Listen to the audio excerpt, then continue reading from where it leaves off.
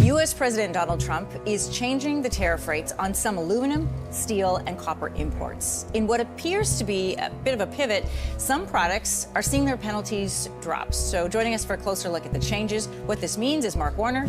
The president slapping new tariffs on steel and aluminum imports from America's closest neighbors and allies, Canada, Mexico, and the EU.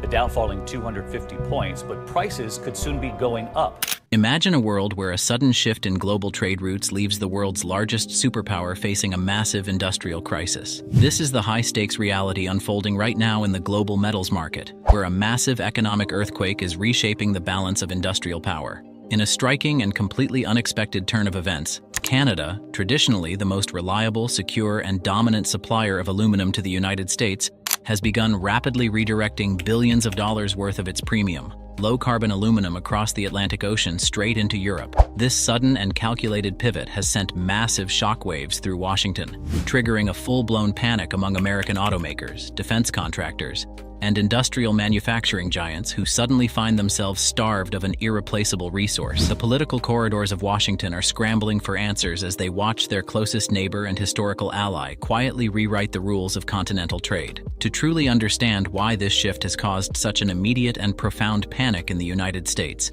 you have to look at the explosive combination of aggressive domestic policy and sudden global conflict.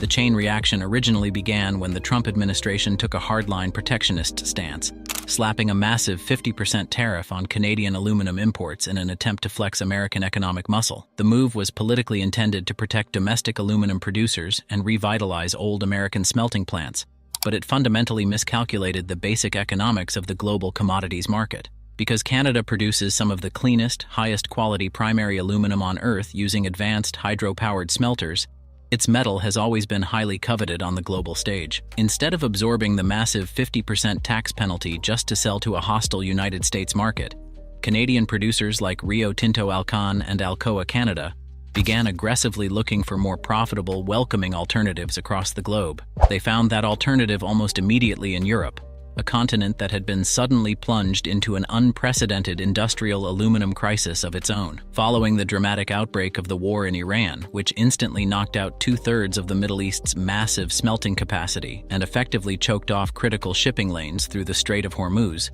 Europe lost over 20% of its primary aluminum supply practically overnight. Coupled with the strict ongoing phasing out of Russian aluminum due to international sanctions and local European factory shutdowns caused by skyrocketing regional energy costs, Europe plunged into a massive 5.6 million ton aluminum deficit.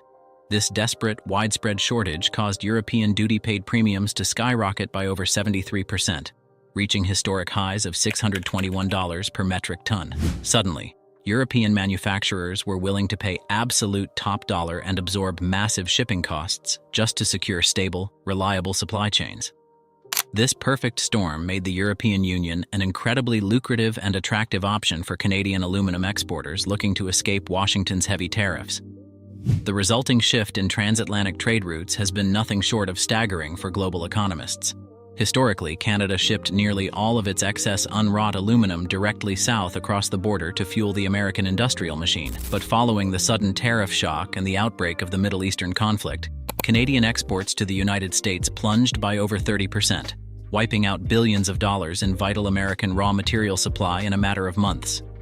Meanwhile, Canadian shipments to the European Union exploded exponentially, nearly tripling Canada's historical market share in the region and firmly establishing it as Europe's leading external aluminum supplier. Major European industrial hubs like the Netherlands saw their imports of Canadian aluminum surge from a modest 12% to over 31% in a record-breaking time frame, while brand new, highly lucrative supply corridors opened up into critical manufacturing economies like Italy, Germany, Czechia, and Poland. This massive, sweeping diversion of metal has left the United States in an incredibly vulnerable and dangerous economic position. The American economy is currently staring down its own massive 3.8 million ton aluminum deficit, and domestic American smelters simply do not possess the structural capacity, modern infrastructure, or cheap energy grids required to rapidly scale up and fill the massive void left by Canada. To make matters significantly worse for domestic businesses, American consumers and factories are now trapped paying an all-time high Midwest premium of $1.16 per pound just to get their hands on raw metal. When you factor in the soaring benchmark London Metal Exchange prices alongside the heavy 50% tariff penalties, U.S. manufacturers are stuck paying an astronomical $6,200 per ton for primary aluminum. To put that into perspective, their direct industrial competitors in Europe are paying just $4,300 per ton. The structural consequences of this massive price gap are hitting the American manufacturing sector like a physical sledgehammer, and no industry is feeling the pain more acutely than the automotive and aerospace sectors. Modern commercial trucks, electric vehicles, consumer SUVs, and high-tech aircraft rely heavily on high-grade, lightweight aluminum to reduce total vehicle weight, drastically improve fuel efficiency, and significantly extend electric battery range. With more than 21% of traditional U.S. aluminum imports effectively vanishing into the European market, American automotive giants like Ford, General Motors, and Stellantis are facing soaring production costs, reduced profit margins, and severe supply line bottlenecks that threaten to stall factory floors. Every extra dollar spent on securing raw aluminum trickles directly down the supply chain to the everyday consumer, threatening to send the retail price of new passenger vehicles skyrocketing to unaffordable levels across North America. The crisis has quickly transcended standard economics and entered the dangerous realm of national security and defense. As geopolitical tensions continue to rise across multiple fronts globally, Western nations are aggressively trying to scale up their defense manufacturing capabilities, from artillery shells to advanced fighter jets, all of which require vast amounts of high-strength aluminum. Canadian economic development officials have openly noted that Europe's military and aerospace needs are massive, and European governments are eager to lock Canada into permanent, long-term supply contracts, joint ventures, and expanded import agreements. By integrating its clean, hydro-powered aluminum directly into Europe's rapidly expanding defense infrastructure, Canada is securing its own long-term economic and geopolitical future, while leaving the United States increasingly isolated from its closest geographic neighbor's most valuable strategic asset. Faced with this grinding, unavoidable reality, policymakers in Washington are beginning to realize the incredibly heavy price of alienating a vital, long-term trade partner. Aggressive tariff strategies that were originally designed to bully allies into submission and force lopsided trade concessions have backfired spectacularly on the global stage. Instead of forcing Ottawa to bow to U.S. economic demands, the sudden trade friction simply provided the exact financial incentive Canadian producers needed to diversify their portfolios globally and prove they don't rely entirely on the American market. The unyielding mathematics of the global commodities market have proven that when a specific resource is scarce, exceptionally high quality, and absolutely essential to modern industrial life, the supplier will always hold all the cards. Canada did not need to launch a loud public trade war. The global free market simply rerouted itself naturally to where the resource was valued and treated most fairly. As European nations move swiftly to lock down these critical partnerships and Canada prepares to permanently maintain its highly lucrative eastern export corridors, Washington is left scrambling in the dark for viable answers.